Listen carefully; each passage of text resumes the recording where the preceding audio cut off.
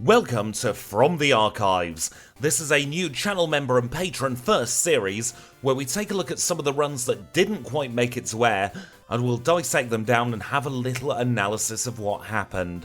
In some instances it's going to be runs that were recorded after the channel started, and in other cases like today it's going to be runs that happened well before I even had a YouTube channel. Up for analysis today is Miltank, and because this is the first of the series, it's going to be going out live for everybody at the same time. This Miltank run was recorded on the 11th of August 2022. And as I'm sure I've mentioned in a previous run or two, I did an awful lot of practice before doing the first runs that made it to air, and this Miltank was included in that practice. Miltank is one of the best Pokemon you can run to start learning the Generation 2 challenge. Not only do you have a very big learn set for a Generation 2 Pokemon, you also get some of the harder challenges by being in the slow experience group, so you're not going to race through those levels, and you're not going to be at a very high level by the time you reach Red. And we'll see as we go through the course of this run, the quality of gameplay has definitely improved over the last couple of years. We're at Falconer now, and really there is still only one strategy for Falconer. You've just got to brute force with Tackle. I went in at a bit of a higher level than I would do these days, and we obtained the Zephyr badge in 9 minutes 20 seconds. Even today I'd be quite happy with that time for Miltank going through Falconer, and up next is Bugsy. We have Stomp by this point, so that is going to provide a much better move and a much more reliable normal stab type move to get us through this battle, and we even outspeed the Scyther. And once again, this is a fairly trivial battle for the Miltank. We grow to level 18 and then we can start thinking about rival number 2. Now we have Mudslap on the learn set for rival 2, and one thing you may notice is that we don't have the PP or the Pokemon's level showing in this overlay. I used to type in everything manually on the overlays. We didn't have Gamehook or anything back in the very early days of the channel, so that did slow the runs down ever so slightly. All things considered, we're on a very good pace with Miltank. 17 minutes through the second rival battle is nothing to be sniffed at, especially seeing as we don't have a lot of the home comforts we have these days in the runs. We don't have Gamehook, I didn't have a turbo button at this point, and I wasn't playing on PC. This was actually recorded on a Nintendo Switch of all things. Now let's make our way into our third gym together. This is Whitney's normal type gym, and of course she's got a Miltank against our Miltank. I didn't heal up for this battle, which is kinda brave. Quite often these days I will heal up for Whitney whether we need it or not, but in this case it turns out we didn't, so I can learn something from past me there, and we earn ourselves the plain badge in 26 minutes and 42 seconds. The lack of turbo button really is showing here because I'm having to mash my thumb through every little bit of text.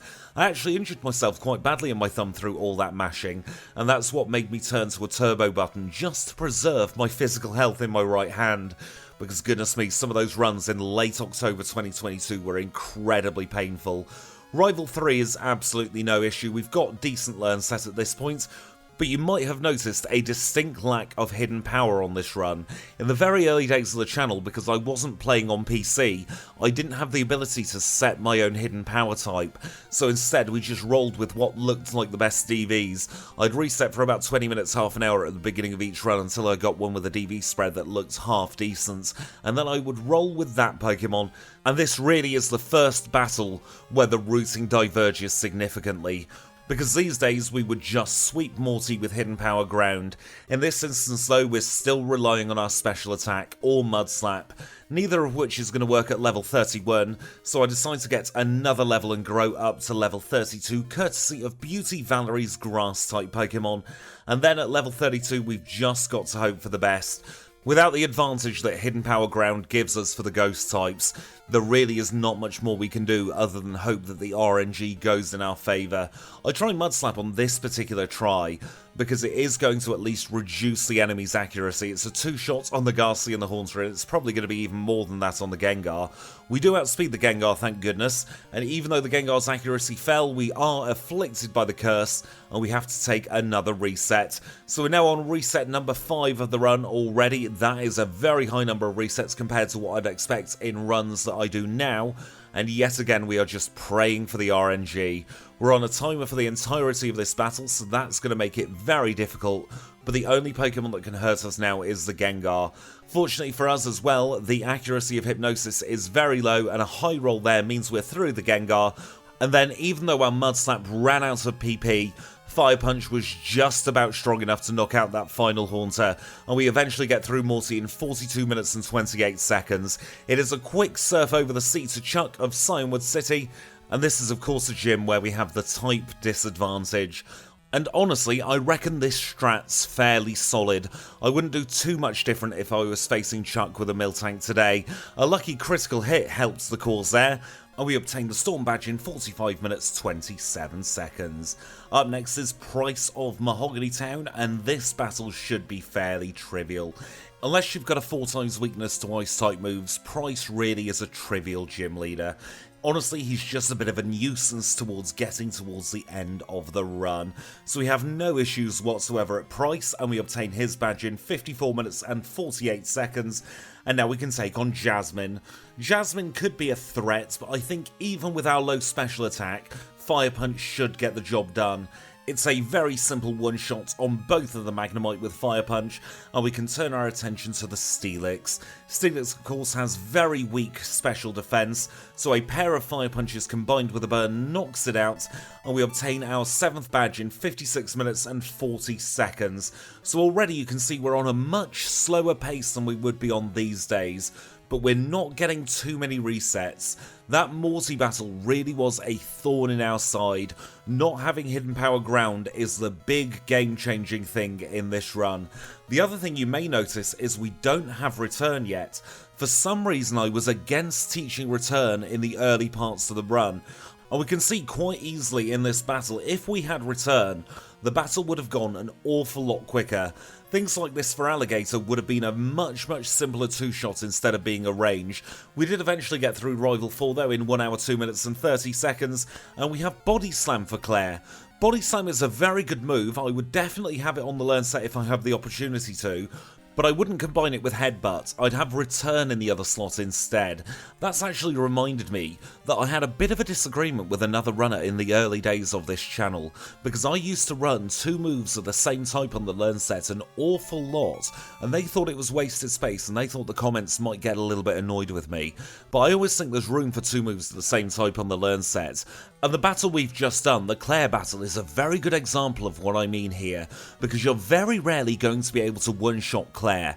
So if you have a move that can take off between 1/3 and 1/2 of the Kingdra's HP on turn 1, and then have another move that can take off the rest of the HP in turn 2, Claire's not going to get into that healing loop, and it's going to save you quite a significant amount of time. And if you do that across the course of the run with multiple Pokemon, those time savings really do add up. So that's one of the few things that's actually stayed relatively consistent here on the channel. The strategy of having 2 moves of the same type really can pay dividends. And now we're through the final rival battle in just shy of 1 hour and 20 minutes, and it's time for the Pokemon League. And it is of course time to say thank you to the HM friends. So it is a very big thank you to Kenya, to Bellsprout, to Abra, and to Psyduck. Of course, in the very early days of the runs here on the channel, we didn't have Paris on the team. Instead, we caught a Bellsprout or an Oddish, whichever showed their face first. And that was our Cut and Flash user. It wasn't until a few runs in that I realised that Paris was so handy, because Paris can learn Dig as well, and that means we don't have to root in escape ropes. But now we are finally in the Pokemon League in a time of 1 hour and 20 minutes. Let's see how we get on. We're still rocking Body Slam, and it's a one-shot on the Xatu. Jinx comes out, and it's going to be a one-shot on her as well. Thank goodness for Jinx's very low physical defense.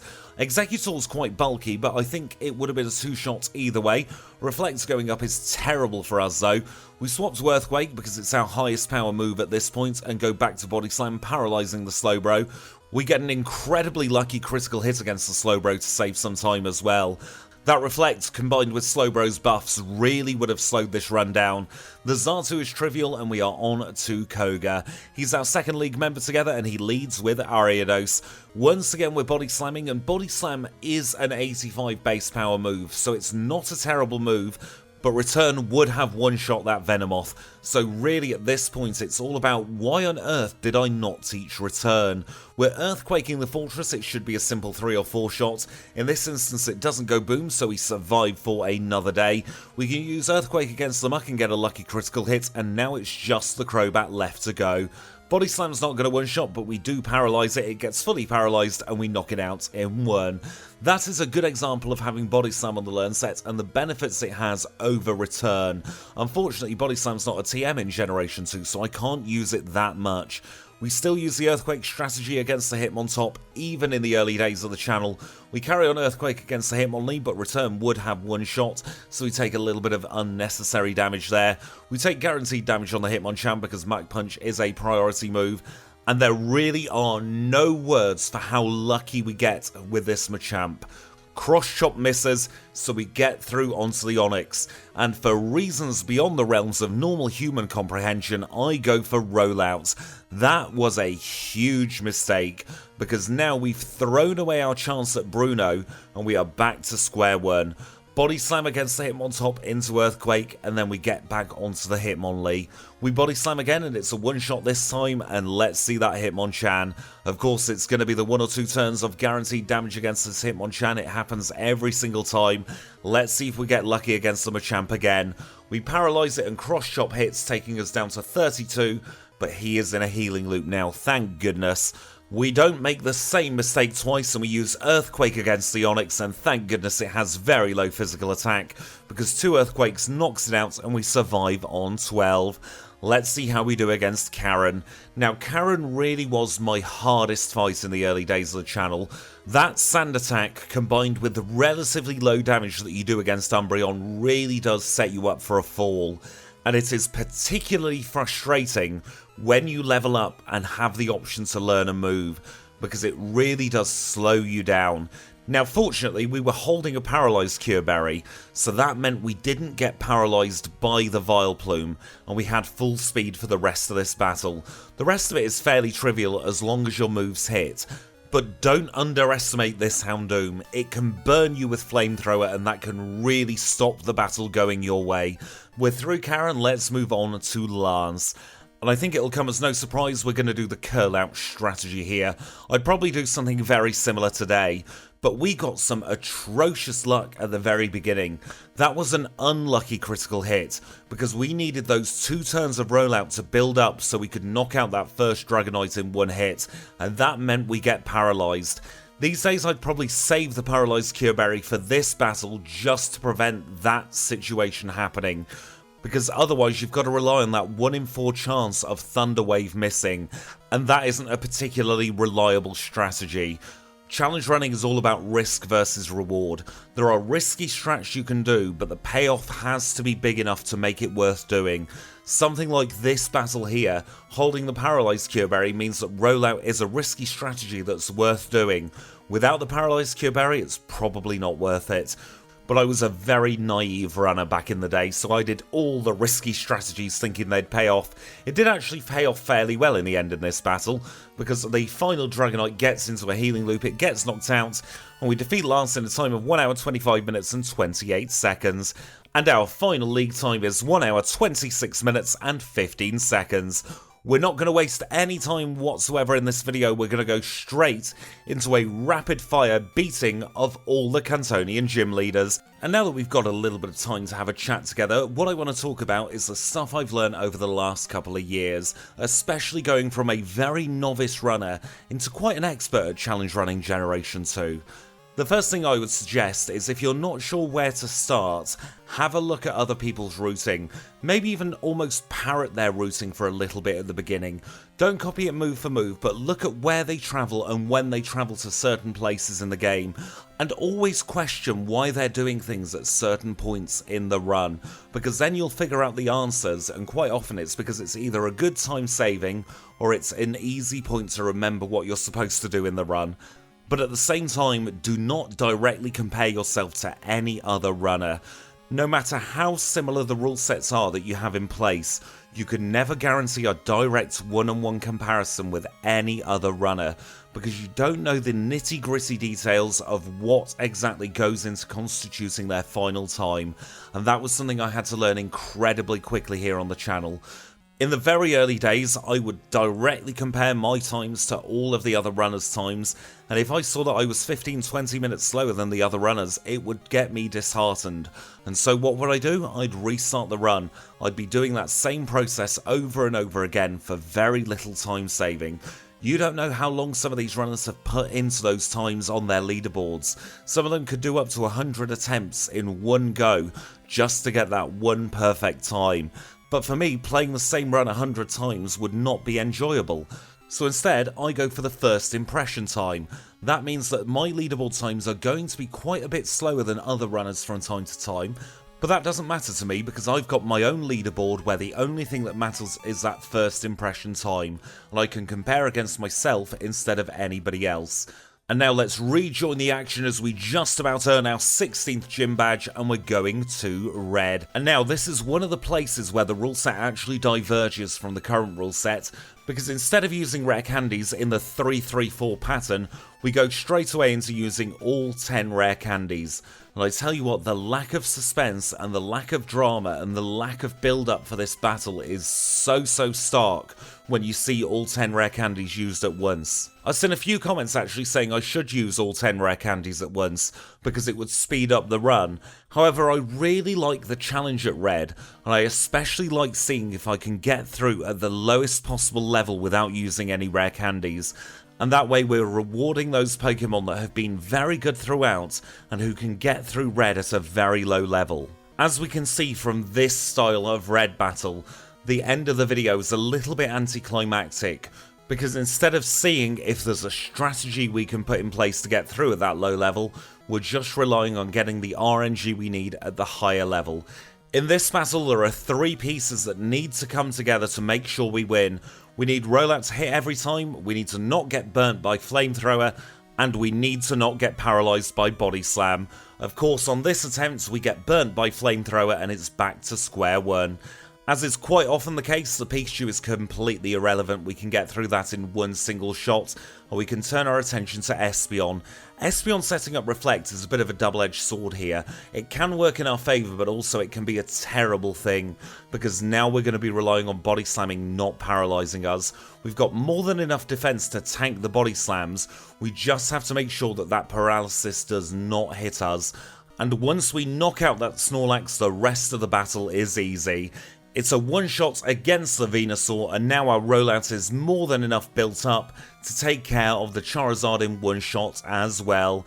That just leaves Blastoise left to go, and we can swap back to return where it's going to be either a 2 or 3 shot depending on the rolls. It's a 3 shot in this instance, but Surf is not enough to knock us out, and we defeat Red in a time of 1 hour 52 minutes and 52 seconds.